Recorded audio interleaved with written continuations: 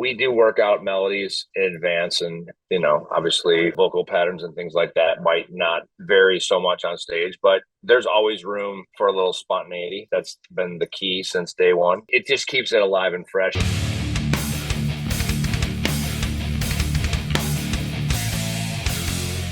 Ghost Cult Mag welcomes back in our old friend Bruce Lamont of Yakuza and other projects. How are you, my friend? I'm doing great.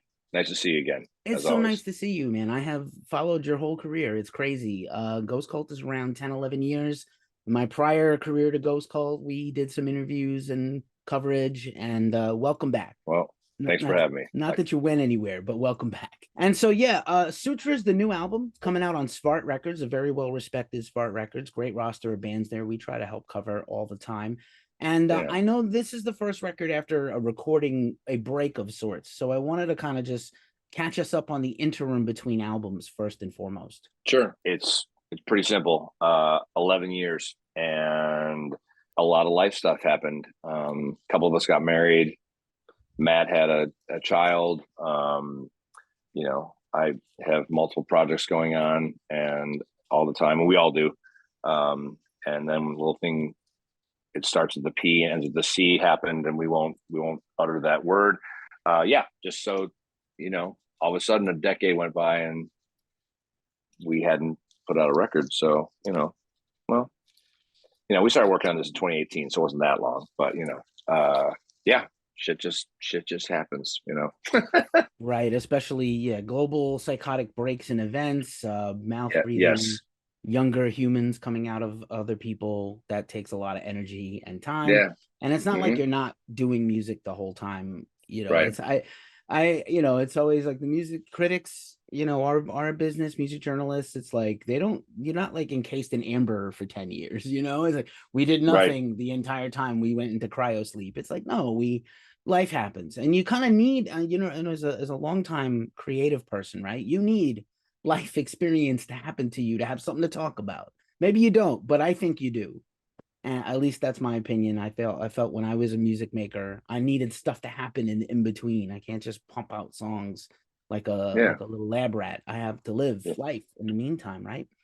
And Yep. so there's Exactly. surely no shortage of things to pull from to talk about Yeah. on this record. But I did get, like I said offline, I did catch the band last summer, fire set inside Psycho Las Vegas, like in a food court, basically. I was gonna say, did you see was it the day show? Yeah, I saw the day show because Cool. Yeah. Awesome. it's always having to choose the battles of the clashes at the big festivals, right? And it's a clusterfuck. Totally. Vegas is a clusterfuck anyway, but it's just like, yeah, it was just Absolutely. like mind blowing to, like, I saw Elder at like 2:30 in the morning at a hot dog stand. It's like Yep. Vegas, Yep. only in Yep. Vegas. Yes. Who I hadn't seen them in a long time also, and they hadn't toured America in a while. So yeah, man, a great set. And you had quite Thanks. a little swelling crowd there for you, the Man, diehards. we got asked to do two sets. We're just gonna play the night set on Saturday, and I was like, first band on a Friday. Well, we'll see how this goes. And turned around, we're like, holy shit, there's like a ton of people here. This is great. And then we have to play. And then the next band was Stinking Lizaveta, which is like homies of ours. Also, we worship the fucking ground they walk on. So it was like, oh yeah, we'll do that. I distinctly remember you stopping to talk about them and like how sick it was that you guys were coming out right Oh, before them. I stayed I for that set. I had to not miss that set. yeah, And they're then they fucking also awesome. played two sets, Yeah. and I saw their night set. Yep. They went on before Elder, so I saw them Yeah. Oh, also. good. So they went on Yeah. right around that time. Yeah. It was a fun time. I hope they come back, and it was great to see the band. I always feel like Yakuza live is a different animal than on record. It has to be, I think, just because Yeah. of the nature of the music you make. And I Yeah. feel like improv and experimentation has just been part of your whole, your ethos from the beginning, right? Yeah. We do work out melodies, in advance, and obviously uh vocal patterns and things like that might not vary so much on stage, but there's always room for a little spontaneity. That's been the key since day one. So yeah, it just keeps it alive and fresh, and also I think it also like gives kind of a unique experience for that one particular show. If there's a little variance happening, so a little, like I said, improving a bit. So Every show is its own little journey, right? right, right. And special to that. And I think the fans know that too. I have always felt that too. And I'm glad you mentioned vocals and stuff because, one thing that I keep coming back to on this new record is this might be my favorite vocal performance completely ever from you. I Oh don't wow, know if it's just the thanks. time or the album. There's certain tracks, Capricorn Rising in particular is my favorite, but all the tracks, there's just such a strength in the vocal Oh, stuff. I really you're my appreciate it. I don't know if that's just a part and parcel of this new record or something you worked on, but it's, tremendous performance. thanks. And I don't want to jump ahead too far, but thanks for mentioning that particular song. And when we get to it, I'll talk about it. Thanks. Right on. Yeah, man. Yeah, I just wanted to shout that one out. But yeah, the whole record Thank you. is really strong, and there's so many pluses. Obviously you've had different obviously like you're a tight-knit group, even if you're not making music or putting out albums. Again, this is a different band that doesn't operate like every other band. I wouldn't expect this band to put out an album every couple of years. That's for other bands to do. But what is it about this core group that you keep coming back to, this iteration of the band? I mean, Jim and I go back to day one of of this band. Matt coming in 2003 and has been an integral part to like what Yakuza is and has become and whatever. And he's also they're both really, really dear friends of mine. And then the cherry on top of it all is a guy named Jerome Marshall who joined the band in 2018. But let's roll back to when we first met Jerome at a Yakuza show in 2001 when he was this 15-year-old kid who was like the only person in the crowd. We were opening for Macabre, who seemed to not be offended by the fact that I was playing saxophone on the stage and people calling me Kenny G motherfucker and all this other shit, which was just hilarious, but this wide-eyed, young metal kid like runs up to me after the show and is like, like, what the fuck was that? And I'm like, oh, thanks, man. And, and we just stayed pals. I've known the guy forever. He's a fucking amazing musician. He's a lovely human being. And then to come into the fold and be, to complete the quartet, especially for this record and for all time at this point. Yeah, it's real special. So yeah, it's cool. It's like totally coming full circle. It's like, fuck yeah. So yeah, that's the core, man. When we're all buds, that's the main thing. So definitely, if you're not in a band with buds, it's a struggle. And Macabre oh yeah. Hell yeah, they do. I love those guys. They rule. And then I'll here. Forget fuck Kenny G. I'll say the metal Mel Collins. How about that? Like avant-guard metal Mel Collins. Scott Page kind of has the mullet, but he was like the '80s Floyd guy live, right? Yeah. And he's also terrific. Mark Rivera from Billy Joel, by the way, is also one of my favorite sax guys. Who would be like a funny. He had his own band for a while. He's a killer musician. Oh, really? Songwriter. Oh, no shit. He's not just like Italian restaurant Billy Joel sax guy. He actually is like a very accomplished dude. Yeah. What's the drummer that played with Billy for a long time? Oh, Liberty DeVito, who hates Billy Joel now. Yeah, he does. He sure does. Met him a couple times over the years. In that band that is my day job, known as Led Zeppelin 2. Like we played these weird festivals, or like we've done a couple of like shows at places where like there's an all-star jam band will be playing on the next stage, and that dude has come over and like chatted up with us twice. Like just come over to the dressing room and be like, hey guys, what's up? I saw you, blah blah blah. I'm like, hey, I'm like, holy shit, and our drummer knew who he was. Like, that's Liberty DeVito. I'm like, I know who he is. I recognize the face, like, but yeah, I'm like, that's Billy Joel guy. And if you know your Midwest rock history, he was the drummer of Mitch Ryder and the Detroit Wheels, which in and of itself I didn't know that. Insane. Like he played on some classic rock stuff that is enormous. Beside that, he was in Billy Joel's band for like 30 something years. I did not know that. I'm sure the drummer from the old drummer from Led Zeppelin 2 knew that for sure. So I love me some Piano Man, but he definitely went through a thing where he fired his whole band and like those dudes all imploded.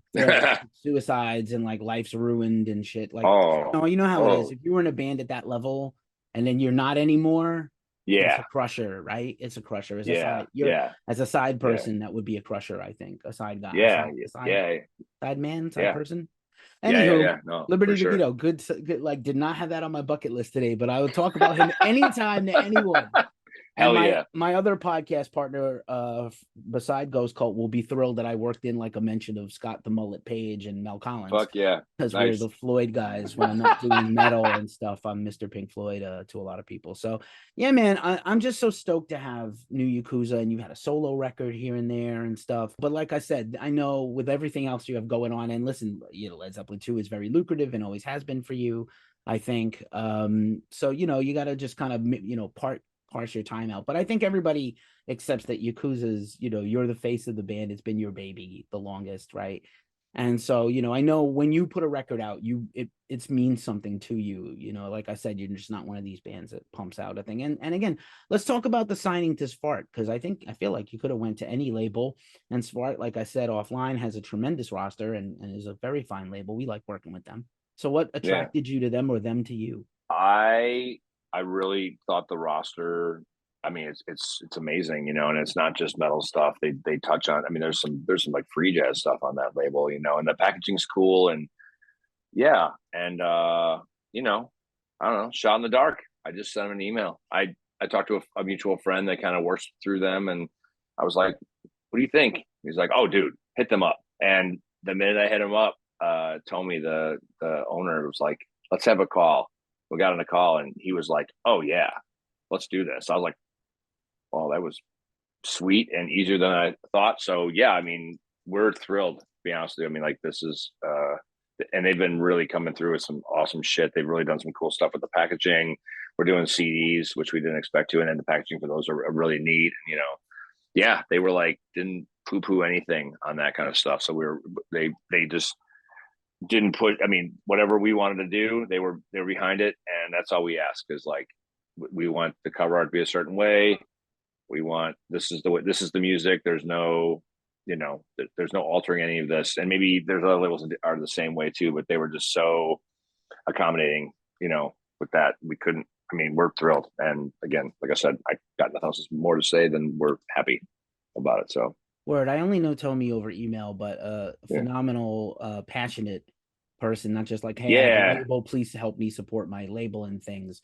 You feel the passion in the right, like when he pitches us a thing, it's like you feel it. Like he really Yeah. deeply cares about every band he works with. So that's wonderful. Yep. And Yeah. are we getting? I didn't really notice. Are we getting a vinyl for this also, or is that not ready yet? Yeah. Yeah. I think it's going to be literally in our hands like next week, and then it comes out the 19th, or it'll be shipped on the 19th for people that pre-order and stuff like that. So yeah, got a double gold colored vinyl, and then double black as well. So yeah, we're All right. stoked. I think I know what's happening next for me on Bandcamp Friday today. As we There record you go. this, I think I know what my next move Sweet. is. So yeah, just like one other thing of note, I'm sure pretty much like our very first interview ever, which was one of my first interviews ever. I'm sure we talked about jazz and avant-garde weird things, but like just out of curiosity, like what do you listen to on a regular? Like what is your week to week like for listening? Is it all over the map? Is it moods? What is it? Yeah, it's kind of all over the place. It's funny because my wife uses Spotify, and I use Apple Music, just because I get it free through my phone plan. And but I noticed I was getting kind of stagnant with what I was listening to. So I opened my Spotify account back up, and I found all this stuff, a lot of more, I would say, out there music, and definitely worldly kind of stuff. And I was like, oh, and I started to go down some rabbit holes, and some stuff I'd kind of forgotten about, and I got back into. But lately, I've been really into like, I'll say vocalists from places in the world where I don't understand the language. The music seems to be more of a traditionally based kind of music that is being passed down generation to generation. Nasrat Fatih Ali Khan, I've mentioned him in the past in interviews. I still adore everything that man did. There's another singer, Muhammad Reza Sarjarian, the voice of Iran, who passed away in 2020. I listened to his music on the reg. I think yeah, deeply moving, and I don't understand a word of what he's saying. It doesn't matter. You can just feel the emotion and it's and when I say emotion or emotive, this is genuine emotion, not like emo, created bullshit, um yeah, and that it's deeply moving, and I love to hear that. Actually, I want to explore that myself more. I mean, I do it in the rock and in Yakuza and a few other things, but I want to get even more into that kind of stuff. Yeah, and then throw in the first two Def Leppard records as well, because I think Joe Elliott's voice on Through the Night and High and Dry is the fucking sickest. So it's either it's one or the other. um, yeah. So there you Literally, go. I have been listening to nothing but those first 3 or 4 Def Leppard records because my other podcast is doing Def Leppard as a run right now. And we just did Oh, Pyromania that went out today. And I was like, whoa, Mutt Lange, man, that dude had his thumbprint right on that band. Like, it's a little oh, perfect match where they went dude. from like new album to hard rock, and that little cross, that like the High and Dry's the in between album, right, where they're like a little bit of both, and it's a lot of fun. Yeah, the High and Dry and Mutt did that record, and man, I mean, there's so much AC/DC there. It's ridiculous, which is totally fine. Of course, AC/DC rules. Um, yeah, and I love Pyromania too, but those first two that's for me. That's the shit. Yeah, Um, I loved Hysteria in high school, and I have a feeling next week when we go do the deep dive, it's not going to hold up as well. It's going to be pretty yeah, bad. I've been listening to Loved that it album a though. long time. Yeah, I was gonna say I saw that tour the first time they came to Chicago, and they only played like a couple songs off the record because I think they missed like a third leg stop on the Power Mania tour because of Rick Allen's arm. So they just like dove deep into this old shit. I'll never forget. I was like, was it 87? So I was like 15. I fucking lost my shit, But they play. I like the song "Women." So there's a few songs on Hysteria that are cool. They played all the ones that total fan of. So it was Rip fucking to awesome. Steve, rest in peace to Steve Clark, right? He was the Yep, man. He yep, was the absolute yeah, man. I think I didn't see Def Leppard till the 90s and I regretted it immediately. yeah, And yeah. anyway, but more about your record that I deeply care about. So I had this idea. Let's do a track by track and just whatever you feel like you can share. Obviously, you can only Sure. speak for yourself, but like Yep. whatever you feel like impressions you want to give of these tracks, I'll shout them out and you then follow. Yeah. So Okay. the album kicks off with Two is One.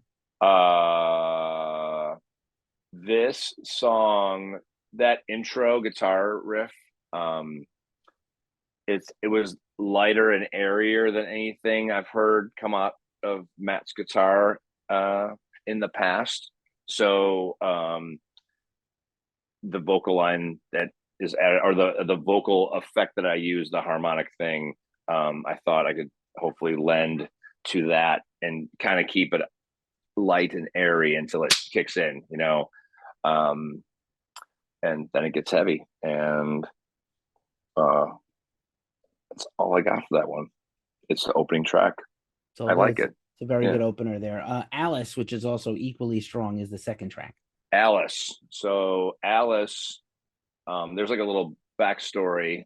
Every band, when you're working on new material, may you know title that material temporarily, and that song is the only song on the whole record where the temporary or the placeholder title stayed, because for a variety of reasons. One of them being Matt McClelland felt like there's like a second or third riff that sounded like Alice in Chains, which is perfectly okay with all of us. We are children of the late 80s, early 90s, and yeah, that band could do no wrong there for a while. And with that, I started to think about lyrics. So I just kind of reimagined a little bit of my own take of Alice in Wonderland, but in a kind of weird, twisted way. So it's all things Alice. So it's the only song title that stayed from the first batch of titles that we had. So there's Alice for you. I dig it. Echoes from the Sky is the third track. Echoes from the Sky. The that is a melody that Jerome Marshall brought to the table. And so for a long time, that song was called Romy. That was the working title for Jerome.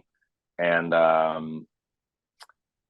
it's the only song on the record I play soprano on, soprano saxophone. The end jam that we go into just kind of felt like it was okay to play that there. And yeah, there you go.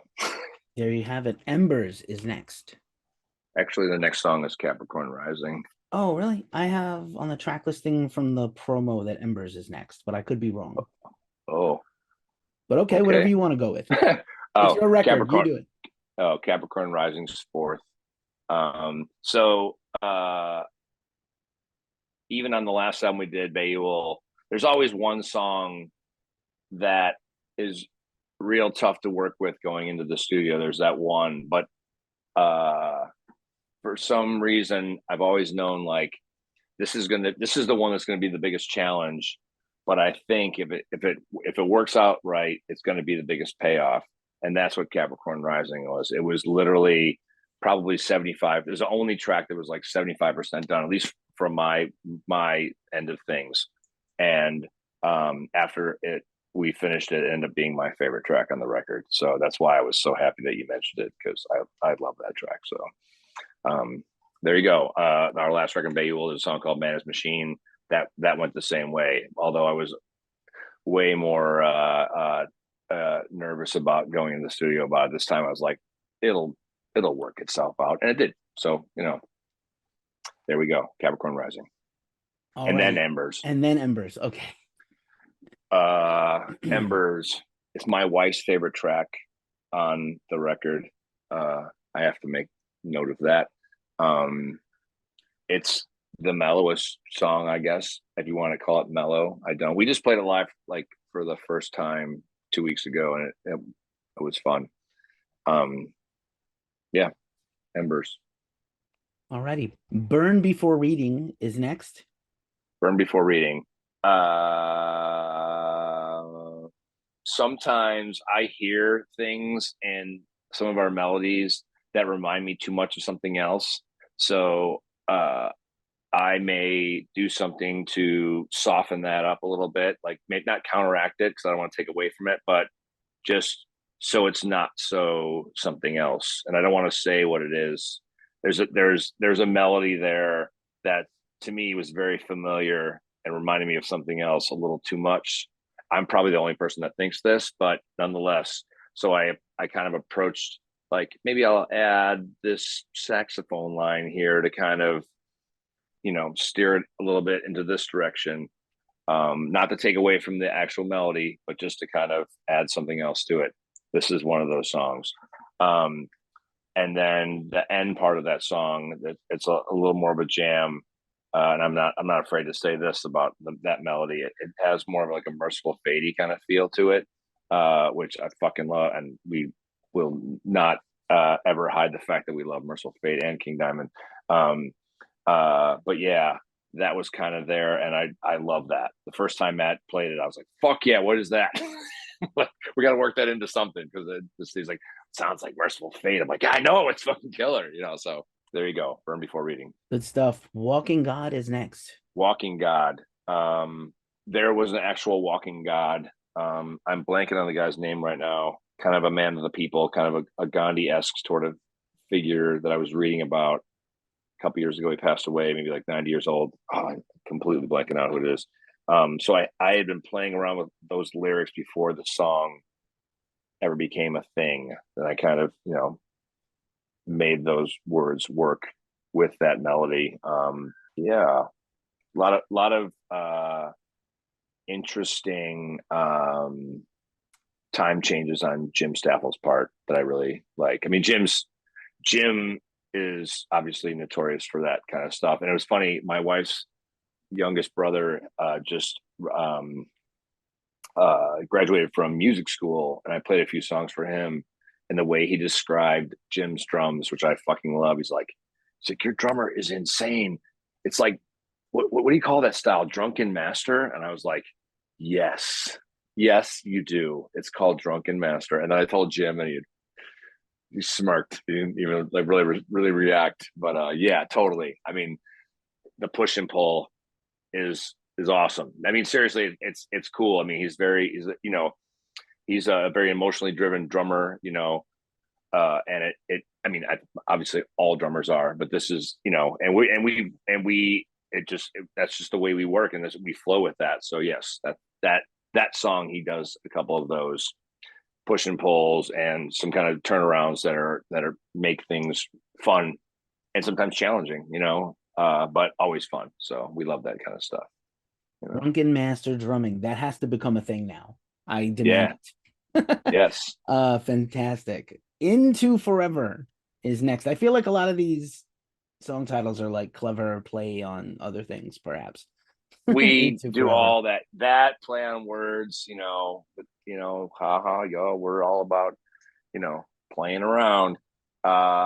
This is our pop ditty. It's only 2 minutes long. I'm kidding. It's not a pop ditty at all. Short and sweet, almost no fucking around. That's Into Forever. Falling deep into forever. Yeah, I dig it. Psychic Malaise is the next to last track. We used to call this one, this was the working title was The Last Riff. So that's how we approached it. This is the last one we're ever going to write ever again. It's going to be fucking big, and it's going to have a lot of twists and turns. And that's why when I play baritone saxophone on, yes, and it became one of the singles. Why? We voted on that one. So I don't know. We're a democratic band in those respects. So it works. It works. I dug it. Yeah. I'm pretty sure that was the first thing I heard off the record also. And then finally, Nevertheless, not a portamento, but nevertheless, 3 words is the final. Yes, because we like to play around. The ending of that song has a very repetitive melody that seemed to be the perfect thing to kind of bookend everything. Pretty dark compared to the opening of the record, which is light and airy, like I mentioned. So from the light, we enter into the dark, or we go into the dark, or whatever you want to call it. Anyway, light and dark, the bookends of Sutra. There you go. I did get in. Very fitting. Very fitting. My phone was trying to play the track for us also. My phone was like, do you want to hear it right now? I'll play it. The machines are taking over, and that's where they started. Thank you for running through all that. And not always easy to articulate, what you mean, but thank you for sharing. I do appreciate it. No. And just as we wrap this up and I give you back your day in a second, of course, I wanted to find out, what's on the horizon for the band, or if you have anything else you want to promote, solo, Led Zeppelin 2, anything you're working on. Oh, sure. We got a couple of shows coming up. We're doing the Yob Cave-In tour thing at Thalia Hall here in Chicago in June, and we're really excited. I think Mike Scheidt is a wonderful human being, as well as one of the baddest motherfuckers ever to walk this earth, and really looking forward to seeing him again. We were texting yesterday a little bit. That's going to be exciting. It's right. That's basically the show right after the record comes out. So I don't want to call it a record release show, but it's one of those things. And then we're doing a festival just west of here in the Quad Cities, a place called Wake Brewing, WAKE. Indians on that bill, old friends of ours, longtime Chicago compadres. Sanford's new band Black Cross Hotel is playing that as well. So it's an all in the family kind of affair. Wake just did a beer for the Sutra album that is debuting Sunday at Kuma's Corner here in Chicago, where they're doing the Yakuza burger this month. So yeah, it's been nice. There's been like a little it's like the month of May has become like Yakuza month, and it's like, oh, that's killer. You all go. Yeah, it's sweet. What's on the Kuma burger? I need to know what's the Yakuza burger made of. Oh, it was like we gave them a bunch of ideas, and then they came back, and it's got some teriyaki sauce, and then there's like these like hot potato chips, but I don't know what they season them in, like, fuck, I want to say like sriracha powder or something. I don't know, but it's like, yeah, it definitely has a lot of Asian inspired ingredients. I'm blanking on the other stuff. Oh, they might have thrown some what do you call that stuff? Furikake, the rice. Yeah, maybe there's some of that on the fries or something. I'm blanking exactly what's on there, but there's like 4 or 5 different things. So some big like beautiful shallot like that looks like a flower is kind of like sitting on there. It's kind of neat. So I'll send a picture to you so you can, you know, Please do. We're big fans yeah, of Coomer. So I've been there a few times to the two Chicago yeah, locations, and I know they have yeah, Indianapolis also. So yeah, fun times. yeah, Congrats on the beer. That sounds amazing. yeah, And shout out to Wake Brewing also. And they sponsor they do a bunch of band beers and metal yeah, festivals and things. Decibel Metal yeah, Festival, I think. So yeah, man, that's yeah. cool. Anything else going on? Solo music? I'm sure Led Zepp 2 has some shows somewhere going. Yeah, it's summertime's coming. It's my day job, so summers are coming. We'll be out. We should be out your way in August. Actually, we're doing like a 2.5 week run, and we start in the east. And I know we're doing like Buffalo, Boston. I'm pretty sure New York's in there somewhere. Then we head down to the southeast, and over to Texas. And that's like I said, the day job, which is perfectly acceptable. Nice Um, plot twist. I moved to the Bay Area. oh no we're shit! Well, still that's we're still all over the world and based in New York, but I personally live in San Francisco now. So right on. maybe I'll see Okay, you sooner well, than later. yeah, we were in the West Coast last summer. But we try to get there at least once a year. So I don't know if it'll be this year or early next year. I'm not quite sure, but we'll get that way. Um, I have a new band called Masonic Wave that just recorded our first album. It's kind of like a noise rock, kind of like throwback to some AMREP 90s kind of stuff. I don't think that record's gonna be out until next year. Bunch of Chicago, like just longtime friends and just like guys in the scene. They've been around forever. Just got together. They write some great riffs. So I was like, yeah, I'll totally be part of this. So that's pretty fun. Sanford Parker and I are always plotting and scheming, some stuff. He got into some soundtrack work in the last year and a half or so. Helped him on it with a couple of them, just playing a little sax and things, and kind of came up with some new ideas for maybe the next Circle of Animals record, which we're gonna maybe revive that. Not It's totally different from what we had done in the past. We're still talking about it. And what else? Oh, Dave Woody and I got into a room finally last November to start picking away or start working on the some kind of new Brain Tentacles thing. So we'll see. Who knows when that will come together? At some point. No rush.